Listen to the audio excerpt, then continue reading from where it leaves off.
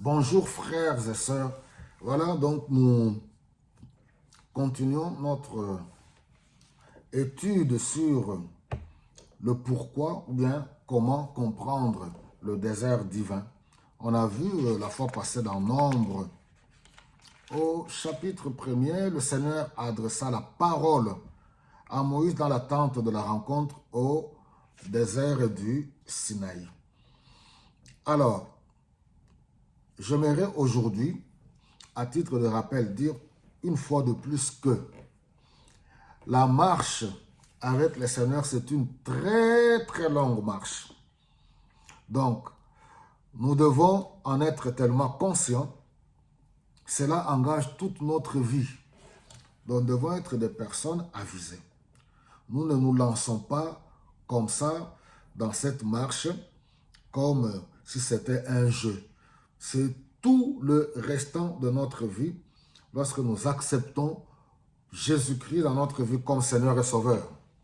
Alors, le cas ici du peuple d'Israël, nous voyons que le livre de Nombre nous raconte la vie du peuple d'Israël durant leur traversée, leur passage dans le désert, 40 ans.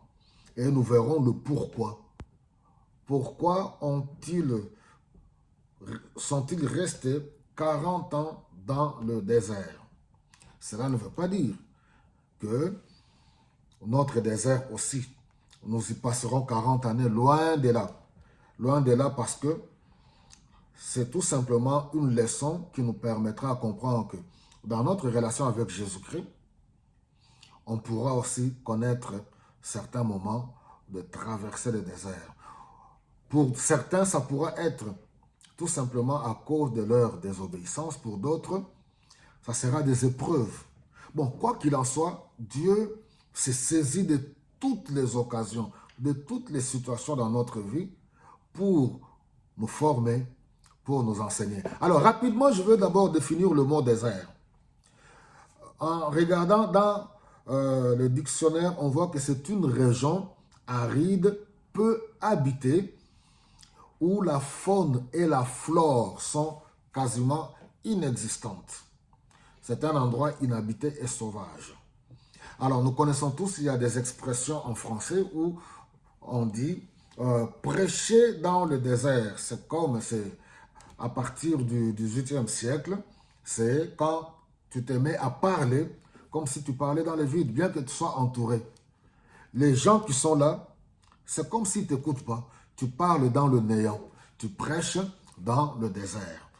Parmi les expressions, quand, oui, tu parles, tu peux donner des instructions aux enfants. C'est comme s'ils sont, voilà, tu es inexistant, personne n'écoute. Alors, une autre expression qu'on trouve attachée au mot désert, c'est la traversée du désert. C'est une formule employée pour parler d'une période longue et difficile dans la carrière d'une personnalité publique. La traversée du désert. Alors, nous devons comprendre que le désert divin n'est pas notre destination finale. Ce n'est qu'une étape de la vie. Alors, peuple de Dieu, c'est pour cela, à partir de tous ces enseignements, c'est pour nous édifier. J'aimerais bien, pour tous ceux qui me suivent, que le Saint-Esprit vous aide dans votre vie à être en communion avec lui. Cela vous permettra à comprendre dans votre vie la période que vous êtes en train de traverser. Est-ce que c'est une période désertique? Pour savoir comment réagir face à cette période, pour savoir comment orienter ses prières. Ce que tu vis, est-ce que c'est une épreuve? Pour savoir comment prier quand tu traverses une épreuve. Ce que tu vis, c'est une attaque, c'est un combat, pour savoir comment prier face au combat. Sinon, il y a ce méli-mélo où tout ce qui nous arrive dans la vie, on le met tout simplement dans le lot du combat. Et c'est pour cela, vous voyez, partout à gauche et à droite, il y a tout le temps de combats spirituels, de combats.